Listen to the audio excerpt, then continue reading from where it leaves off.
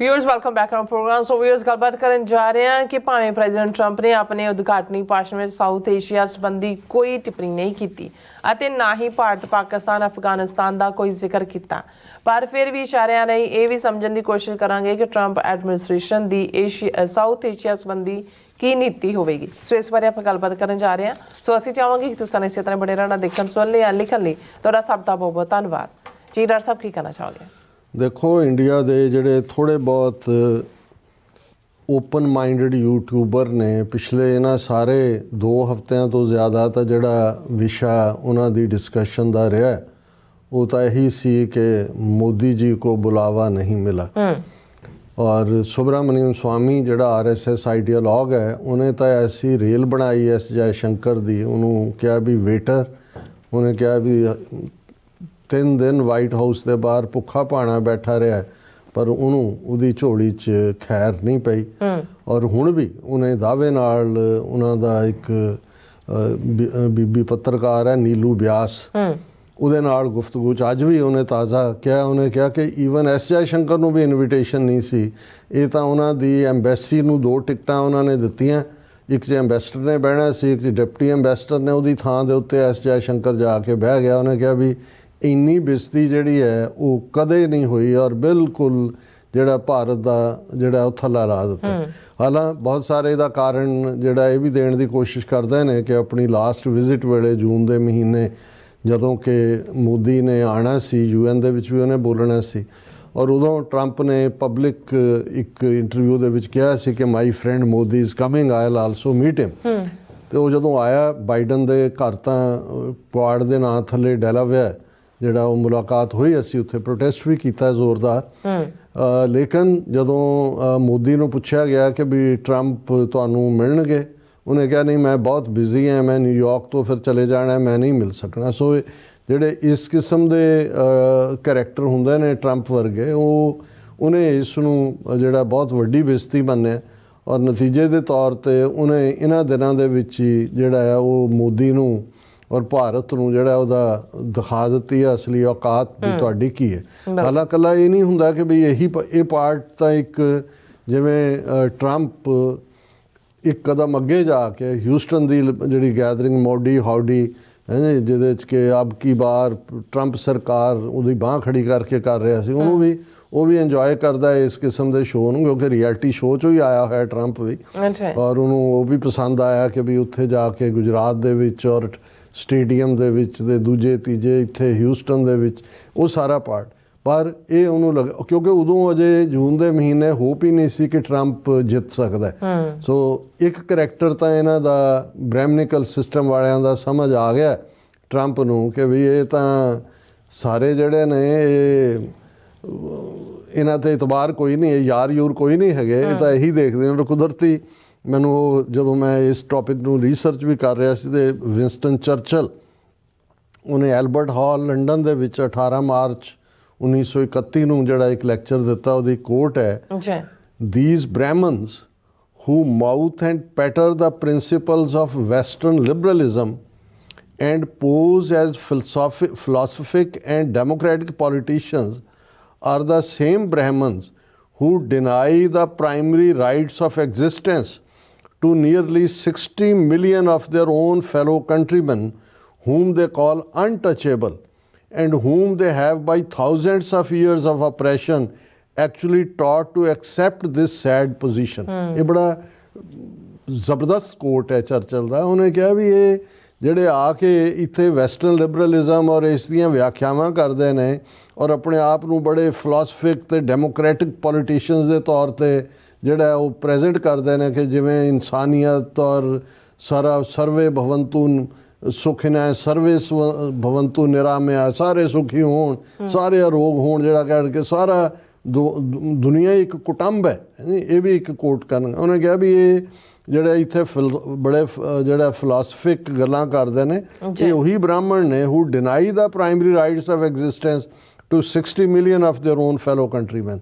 ਉਦੋਂ ਜਿਨ੍ਹਾਂ ਨੂੰ ਸ਼ੂਦਰ ਕਹਿੰਦੇ ਸੀ ਉਹਨਾਂ ਦੀ ਗਿਣਤੀ ਜਿਹੜੀ ਹੈ ਉਹ 6 ਕਰੋੜ ਸੀ, ਓਵਰਆਲ ਭਾਰਤ ਦੀ 33 ਕਰੋੜ ਸੀ। ਉਹਨੇ ਕਿਹਾ ਇਹ 6 ਕਰੋੜ ਲੋਕਾਂ ਨੂੰ ਉਹਨਾਂ ਦੇ ਮੁੱਢਲੇ ਹੱਕਾਂ ਤੋਂ ਇਹਨਾਂ ਨੇ ਵਾਂਝਾ ਕੀਤਾ, ਉਹਨਾਂ ਨੂੰ ਸ਼ੂਦਰ ਕਹਿੰਦੇ ਨੇ, ਅਛੂਤ।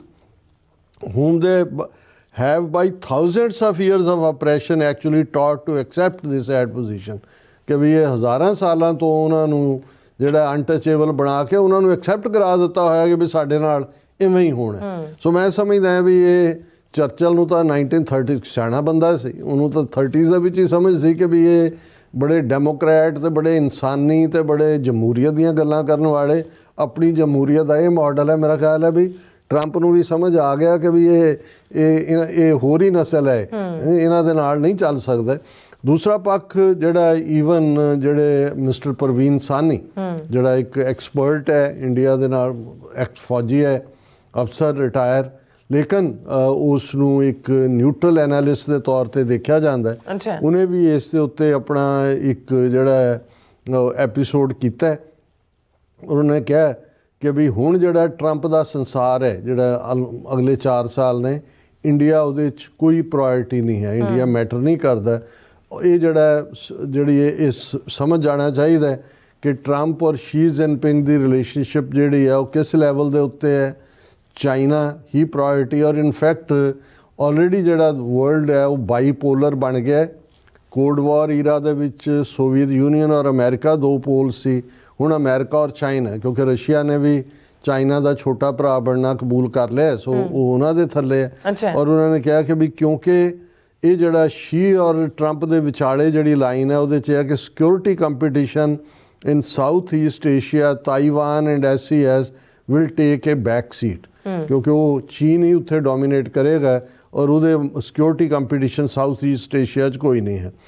Trump's focus will be to build US national power, so US tariff, trade and tech wars will not be as much to contain China's rise, which is impossible, but to strengthen US manufacturing jobs and innovation power.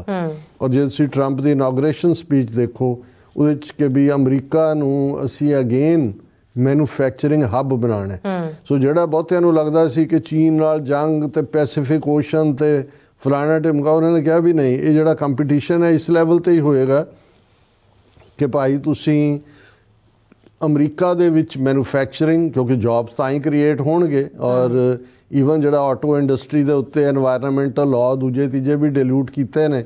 ਔਰ ਇਹ ਕਿਹਾ ਵੀ ਕਿਉਂਕਿ ਇਸ ਵੇਲੇ China ਦੁਨੀਆ 'ਚ lead ਕਰ ਰਿਹਾ ਆਟੋ ਇੰਡਸਟਰੀ ਦੇ ਵਿੱਚ, ਜਾਪਾਨ ਔਰ ਸਾਊਥ ਕੋਰੀਆ ਨੂੰ ਵੀ ਪਿੱਛੇ ਛੱਡਤਾ, ਅਮਰੀਕਾ ਤਾਂ ਨੇੜੇ ਤੇੜੇ ਵੀ ਨਹੀਂ ਹੈ। ਹੁਣ ਜਦੋਂ ਆਟੋ ਨਾਲ ਰਿਲੇਟਡ ਸਾਰੇ ਇੱਥੇ ਰਿਲੈਕਸੇਸ਼ਨ ਹੈ ਔਰ ਜਿਹੜਾ ਫੋਕਸ ਹੈ ਉਹ ਮੈਨੂਫੈਕਚਰਿੰਗ ਹੱਬ ਬਣਾਉਣ ਦਾ ਹੋਏਗਾ, ਤੇ ਇਹ ਆਪਣੇ ਆਪ ਦੇ ਵਿੱਚ ਜਿਹੜਾ ਹੈ ਇਸ ਲਾਈਨ ਨੂੰ ਹੋਏਗਾ। ਤੁਸੀਂ ਜੇ ਐਡਜਸਟਮੈਂਟ ਦੇਖਣੀ ਹੋਏ ਵੀ ਟਰੰਪ ਨੇ ਕਿਵੇਂ, ਹੁਣ ਟਿਕਟੌਕ ਬਾਈਡਨ ਐਡਮਿਨਿਸਟ੍ਰੇਸ਼ਨ ਨੇ ਥਰੂ ਕਾਂਗਰਸ ਬੈਨ ਕਰਵਾਇਆ, ਸੁਪਰੀਮ ਕੋਰਟ ਦਾ 3 ਦਿਨ ਪਹਿਲੇ ਫੈਸਲਾ ਆਇਆ ਕਿ ਜੀ ਬੈਨ, ਉਹਨੇ ਟਿਕਟੌਕ ਨੇ ਉਡਾਤਾ, ਐਪਾਂ ਵੀ ਉੱਡ ਗਈਆਂ।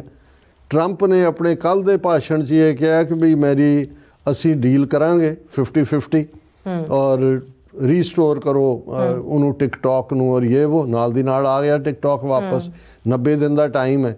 ਸੋ ਮਤਲਬ ਇਹ ਹੈ ਵੀ ਡੀਲ ਮੇਕਰ ਉਹਨਾਂ ਨੇ ਹੁਣ ਭਾਰਤ ਨੂੰ ਇੱਕ ਸਟੇਜ ਤੇ, ਇੰਡੀਆ ਨੂੰ ਤਾਂ ਉਹ ਅਗੇਂਸਟ ਚਾਈਨਾ ਐਜ਼ ਏ ਬੁਲ ਵਾਕ, ਜਿਹੜਾ ਲਫ਼ਜ਼ ਅੰਗਰੇਜ਼ੀ 'ਚ ਇਸਤੇਮਾਲ ਹੋ ਰਿਹਾ ਸੀ, ਉਹ ਤਿਆਰ ਕਰ ਰਿਹਾ ਸੀ। ਹੁਣ ਉਹਨਾਂ ਨੂੰ ਲੋੜ ਨਹੀਂ ਹੈਗੀ ਕਿਉਂਕਿ ਉਹ ਡਾਇਰੈਕਟ ਡੀਲ ਕਰਨਗੇ। ਟਿਕਟੌਕ ਵਾਲਿਆਂ ਨੇ ਵੀ ਖੁਸ਼ੀ ਦਾ ਇਜ਼ਹਾਰ ਕੀਤਾ ਕਿ ਵੀ ਠੀਕ ਹੈ 50, ਹਾਲਾਂ ਪਹਿਲਾਂ ਸਿਕਿਉਰਿਟੀ ਇਸ਼ੂ ਬਾਈਡਨ ਐਡਮਿਨਿਸਟ੍ਰੇਸ਼ਨ ਨੇ ਖੜਾ ਕਰਤਾ ਕਿ ਜੀ ਸਾਡਾ ਡਾਟਾ ਜਾ ਰਿਹਾ ਹੈ, ਚੀਨ ਦੇ ਕੋਲ ਜਾਏਗਾ। ਸੋ ਇੱਥੇ ਜਿਹੜਾ ਅਮਰੀਕਾ ਦਾ ਫੋਕਸ ਜਿਹੜਾ ਹੈ ਉਹ US ਦੀ ਨੈਸ਼ਨਲ ਪਾਵਰ ਨੂੰ ਬਿਲਡ ਕਰਨਾ ਹੈ। ਉਹ ਲਾਣਗੇ, ਟੈਰਿਫ ਵੀ ਲਾਣਗੇ, ਹੌਲੀ ਹੌਲੀ ਦੇਖਣਗੇ ਵੀ ਕਿਵੇਂ ਸਲੋਲੀ ਇਸ ਦੇ ਉੱਤੇ ਹੋਏਗਾ। ਫਿਰ ਇਹ ਹੈ ਕਿ ਵੀ ਟਰੰਪ ਜਿਹੜਾ ਉਹਦਾ ਫੋਕਸ ਵੈਸਟਰਨ ਹੈਮੀਸਫੀਅਰ 'ਚ free of Chinese and Russian influence, ਉੱਥੇ ਉਹ ਲੱਤ ਨਹੀਂ ਉਡਾਣਗੇ। ਇੱਥੇ ਉਹਨਾਂ ਦਾ ਹੋਏਗਾ ਕਿ ਵੈਸਟ ਦੇ ਵਿੱਚ ਜਿਹੜਾ ਚੀਨ ਔਰ ਰੂਸ ਦਾ ਇਨਫਲੂਐਂਸ ਨਾ ਹੋਏ। ਔਰ ਇਹ ਪੁਤਿਨ ਦੇ ਨਾਲ ਉਹਨੇ ਸਿੱਧੀ ਗੱਲਬਾਤ ਕਰ ਲੈਣੀ ਹੈ ਯੂਕਰੇਨੀਅਨ ਵਾਰ ਦੇ ਉੱਤੇ ਤੇ। ਔਰ ਵੈਸਟ ਏਸ਼ੀਆ ਦੇ ਵਿੱਚ ਜਿੱਥੇ ਹੁਣ ਸੀਜ਼ ਫਾਇਰ ਕਰਵਾ ਦਿੱਤਾ ਹੈ, ਉੱਥੇ ਐਬਰਾਹਮੈਨਿਕ ਰਿਲੀਜੀਅਸ ਅਕੋਰਡ ਦੇ ਥੱਲੇ, ਇਹ ਟਰੰਪ ਨੇ ਪਹਿਲੀ ਟਰਮ ਵੇਲੇ ਕਿਹਾ ਸੀ ਕਿਉਂਕਿ ਸਾਡੇ ਤਾਂ ਵੀ ਸਭ ਦੇ ਸੈਮੈਟਿਕ ਧਰਮਾਂ ਦੇ ਫਾਦਰ ਅਬਰਾਹਮ ਨੇ, ਇਸਲਾਮ 'ਚ ਹਜ਼ਰਤ ਇਬਰਾਹੀਮ ਉਹਨਾਂ ਨੂੰ ਕਿਹਾ ਜਾਂਦਾ ਹੈ ਵੀ ਉਹ ਅਕੋਰਡ, ਔਰ ਉਹਦਾ ਨਤੀਜਾ ਇਹ ਹੋਏਗਾ ਕਿ ਇਵੈਂਚੁਅਲੀ ਸਾਊਦੀ ਅਰੇਬੀਆ ਵੀ, ਜਾਰਡਨ ਵੀ, UAE ਵੀ ਇਜ਼ਰਾਈਲ ਨੂੰ ਰੈਕਗਨਾਈਜ਼ ਕਰਨਗੇ ਔਰ ਕੁਛ ਨਾ ਕੁਛ ਫਲਸਤੀਨੀਆਂ ਨੂੰ ਭਾਵੇਂ ਢਕੌਂਸਲਾ ਜਿਹਾ ਹੀ ਦੇਣ ਕੋਈ ਨਾ ਕੋਈ ਅਲੱਗ ਸਟੇਟ ਦਾ ਉਹਨਾਂ ਦਾ ਪਾਰਟ ਹੋਏਗਾ। ਅੱਛਾ। ਔਰ ਰਸ਼ੀਆ ਨੂੰ ਕਾਊਂਟਰ ਕਰਨ ਲਈ ਜਿਵੇਂ ਨੈਟੋ ਨੂੰ ਇਸਤੇਮਾਲ ਕੀਤਾ ਬਾਈਡਨ ਔਰ ਦੂਜਿਆਂ ਨੇ, ਬਣੀ ਨੈਟੋ ਇਸ ਲਈ ਸੀ, ਇਹ ਜਿਹੜਾ ਉਹ ਨੈਟੋ ਵਾਲਿਆਂ ਨੂੰ ਕਹੇਗਾ ਕਿ ਜੀ ਤੁਹਾਡਾ ਕੰਮ ਜਿਹੜਾ ਹੁਣ ਤੁਸੀਂ ਬੈਕ ਸੀਟ ਤੇ ਲੈ ਲਓ। ਹੁਣ ਇਸ ਸਾਰੇ ਦੇ ਚੱਲਦੇ ਆ, ਕਿਉਂਕਿ ਪਾਕਿਸਤਾਨ ਦੇ ਜਿਹੜੇ ਕੁਝ ਸਾਡੇ ਨੇ ਟਾਕ ਸ਼ੋਜ਼ ਕਰਨ ਵਾਲੇ ਜਾਂ ਬਾਹਰ ਬੈਠੇ ਜਿਹੜੇ ਉੱਥੋਂ ਥੋੜ੍ਹੇ ਰਿਬੈਲ ਦੇ ਤੌਰ 'ਤੇ ਗਿਣੇ ਜਾਂਦੇ ਨੇ, ਉਹਨਾਂ ਨੂੰ ਵੀ ਬਹੁਤ ਹੋਪਸ ਨੇ ਟਰੰਪ ਦੇ ਆਉਣ ਤੋਂ ਬਾਅਦ, ਖਾਸ ਤੌਰ 'ਤੇ ਇਮਰਾਨ ਖਾਨ ਨਾਲ ਰਿਲੇਟਡ ਕੀ ਪੋਲੀਟਿਕਸ ਹੋਏਗੀ, ਐਸਟੈਬਲਿਸ਼ਮੈਂਟ ਨਾਲ ਰਿਲੇਟਡ ਕੀ ਹੋਏਗੀ। ਬੰਗਲਾਦੇਸ਼ ਬਾਰੇ ਵੀ ਜਿਵੇਂ ਅਸੀਂ ਕਿਹਾ ਕਿ ਮੁਹੰਮਦ ਯੂਨਸ ਜਿਹੜਾ ਕਿ ਕਲਿੰਟਨ ਕਪਲ ਦੇ ਜਾਂ ਡੈਮੋਕ੍ਰੈਟਸ ਦੇ ਨੇੜੇ ਰਿਹਾ, ਜਾਰਜ ਸੋਰਸ ਬੈਟੇ ਨੋਇਰ ਹੈ ਟਰੰਪ ਦਾ, ਕੀ ਲਾਈਨ ਹੋਏਗੀ, ਕੀ ਬੰਗਲਾਦੇਸ਼ ਦੇ ਮੁੱਦੇ ਤੇ ਅਮਰੀਕਾ ਜਿਹੜਾ ਰਿਵਰਸ ਕਰੇਗਾ ਪੋਜੀਸ਼ਨ ਜਿਹੜੀ ਇੰਡੀਆ ਨੂੰ ਵੀ ਇਰੀਟੇਟ ਕਰ ਰਹੀ ਹੈ ਪ੍ਰੈਜ਼ੈਂਟਲੀ। ਸੋ ਮੈਨੂੰ ਇਹ ਲੱਗਦਾ ਹੈ ਵੀ ਕੋਈ ਬਹੁਤਾ ਸਾਊਥ ਏਸ਼ੀਆ ਹੀ ਕੋਈ ਬਹੁਤਾ ਇਹਨਾਂ ਦੇ ਰਡਾਰ ਤੇ ਨਹੀਂ ਹੋਏਗਾ, ਇੰਡੀਆ ਨੂੰ ਰਗੜਾ ਹੀ ਮਿਲੇਗਾ, ਟੈਰਿਫ ਵੀ ਲੱਗੇਗੀ ਇੰਡੀਆ ਦੇ ਉੱਤੇ, ਔਰ ਆਲਰੇਡੀ ਉਹਨਾਂ ਦਾ ਰੁਪਈਆ ਜਿਵੇਂ ਲੁੜਕ ਰਿਹਾ ਡਾਲਰ ਦੇ ਸਾਹਮਣੇ। ਔਰ ਇਹ ਈਵਨ ਸੁਬਰਾਮਨੀਅਮ ਸਵਾਮੀ ਦਾ ਹੀ ਕਹਿਣਾ ਕਿ ਵੀ ਬਹੁਤ ਜਲਦੀ ਇਹ 90 ਤੋਂ ਵੀ ਥੱਲੇ ਜਾਏਗਾ। ਹੁਣ ਤੁਸੀਂ ਅੰਦਾਜ਼ਾ ਲਾਓ ਵੀ ਕਿੱਥੇ ਇਕੋਨਮੀ ਝੂਠ, ਅਸੀਂ ਇੰਨੀ ਵੱਡੀ ਇਕੋਨਮੀ ਬਣ ਗਏ। ਹੁਣ ਈਵਨ ਜਦੋਂ 1984 'ਚ ਸਿੱਖਾਂ ਦੇ ਖਿਲਾਫ ਇਹਨਾਂ ਨੇ ਐਲਾਨੀਆਂ ਟੋਟਲ ਵਾਰ ਵਿੱਢੀ, $1 ਦੇ ਮੁਕਾਬਲੇ 8 ਇੰਡੀਅਨ ਰੁਪਏ ਸੀ, 8 ਰੁਪਏ।